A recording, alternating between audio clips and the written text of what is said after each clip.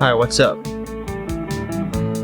This is episode 19 of your favorite podcast, Mouth Dancing, with your host, Young.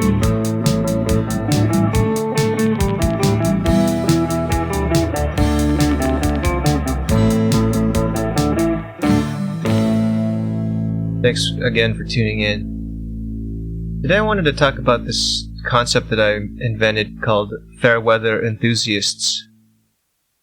Normally I don't like to be too critical on my podcast or sound, somewhat negative, I guess. I like to try to keep it upbeat and positive, as you all know. But this is just something that irks me sometimes.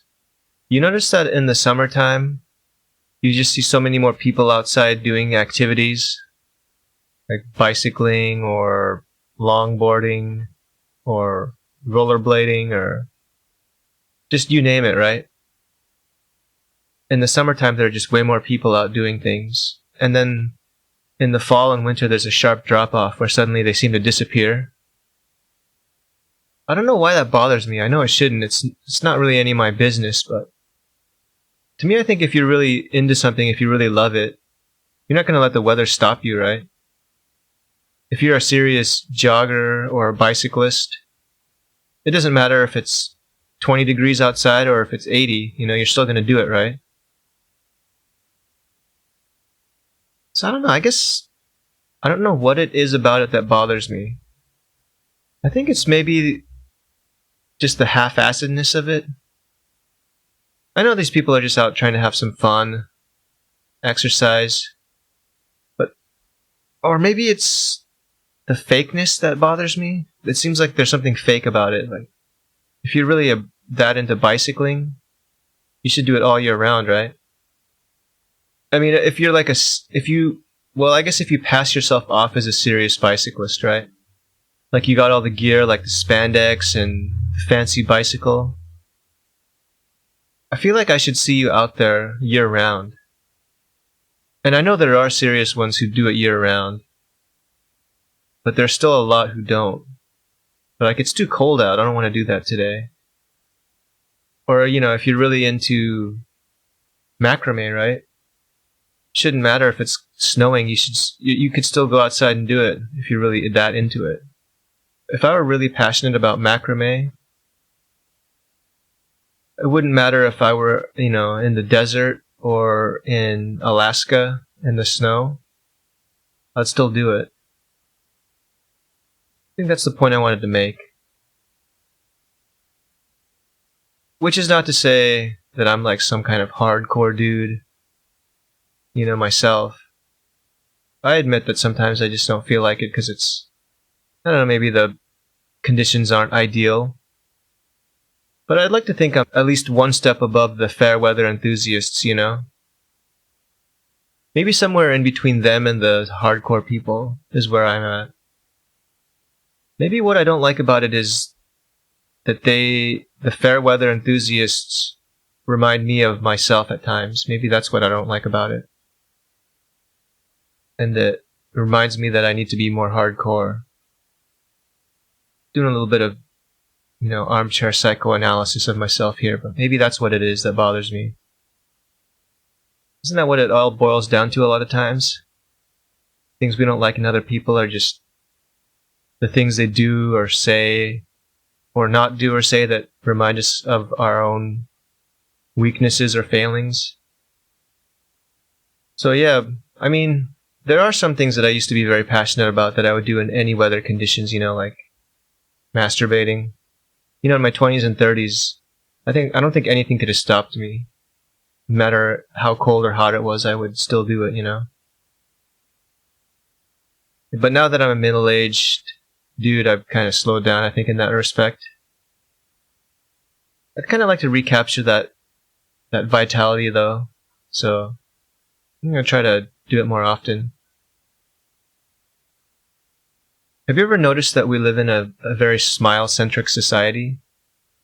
Like everywhere you look, it's all about having a good smile, You gotta brush your teeth and make them really white, or you gotta go and get them whitened. You gotta have really straight, nice teeth. Americans are always making fun of other people who don't have as nice teeth like British people. It's a huge thing in America. I think part of it is driven by economics, right?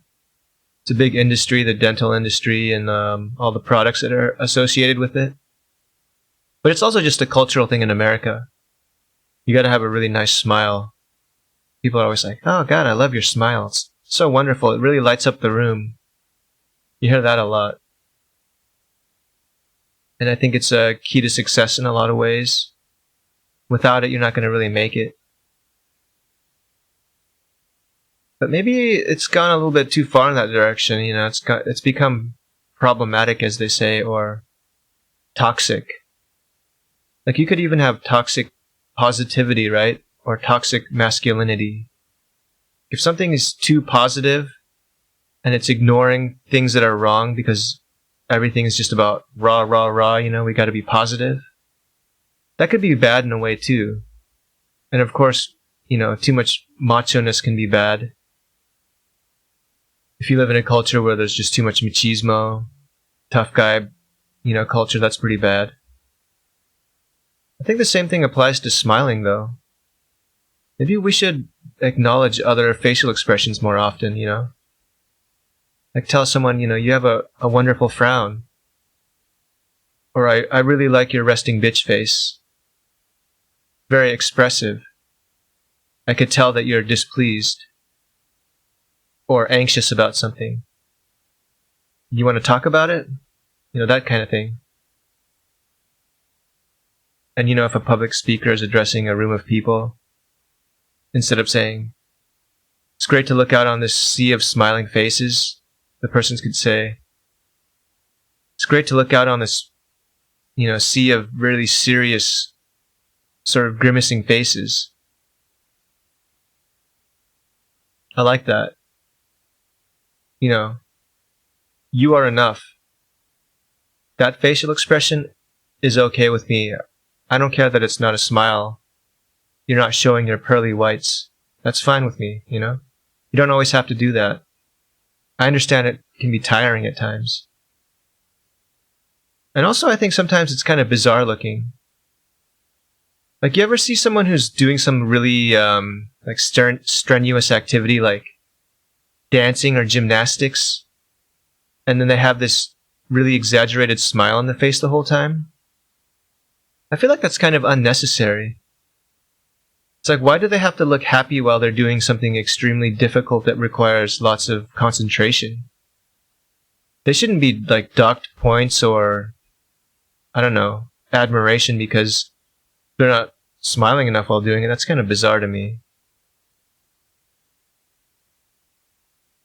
It's like you have to look happy to see me while you're doing triple backflips and spinning around, you know, jumping 20 feet in the air and getting caught by someone, by your crotch, you know, nonetheless. I think that's something we should address. I think it has become toxic in a way, as they say. So we should acknowledge all the other different facial expressions that make up the rainbow of facial expressions that we all have. It's just like how these days we acknowledge mental health is important. And you don't always have to be happy. Sometimes you feel down, and that's normal. Sometimes you don't feel really much of anything, and that happens too. So it's the same thing with smiling and frowning and grimacing or pondering or enjoying or disliking or whatever kinds of facial expressions are out there, you know. Let's enjoy the entire, you know, gamut of them because they're all wonderful in their own way. I heard once that in Spain there was a paella restaurant, right? And they had their own special recipe. It's kind of like, you know, KFC, you know, the Colonel has his own special recipe for chicken, right? And it was secret, but they had the best paella in town. It was a small Spanish town along the coast there. And this guy, one of their customers, I guess he was kind of a jackass because he set out to find out what the recipe was, unbeknownst to the owners of this restaurant. I guess one day he broke into the restaurant and scoured the place, and he found the recipe. It was in an old dresser drawer that they had in the back there. And, paella usually has saffron in it. But the secret to this restaurant's paella, I guess, was a touch of coriander and brown sugar. And after this guy found out the recipe, of course, being the jackass that he is, he revealed it to everyone. He posted the recipe online. And after that, pretty much anyone in Spain could, duplicate this recipe, this really delicious recipe for paella. And it put the restaurant out of business because it wasn't special anymore. Isn't that kind of insane that someone could be that big of an asshole? There are people like that just walking around among us. Tons of them. It's not even just like a few people like that. It's lots of people are like that. Lots of people would do things like that. Just for, I don't know, their own pleasure, just to troll people. Maybe they have one of those dark triad personalities like narcissism, Machiavellianism. I think maybe the third one is sociopathy, I'm not sure. But there are lots of people like that out there. And it's hard to tell who they are too, because they're very good at hiding it, They act like normal people just like the rest of us, but they have these sneaky motives and they're essentially fuckheads or, dickwads, as they say. And they're out to get your paella recipe. It's just a message to you to watch out for these type of people. There are good people too, Let's not ignore that and get too caught up in the paranoia. But it's just a reminder to everyone out there to watch out for these kinds of paella recipe stealers. Because they're all around you. Keep alert. Keep your goddamn eyes open. And your ears. And don't just smell the roses. Every once in a while, taste them. Stick your tongue between the petals and lick. And taste those puppies. It might surprise you what you discover when you taste something you haven't really tasted before. And then finally, this brings me to the topic of the phrase, screwed the pooch. I'm sure you're all familiar with this, right? That guy really screwed the pooch. He only used, 8 nails when he was supposed to use 10. And that caused the structure to fall down. He really screwed the pooch there.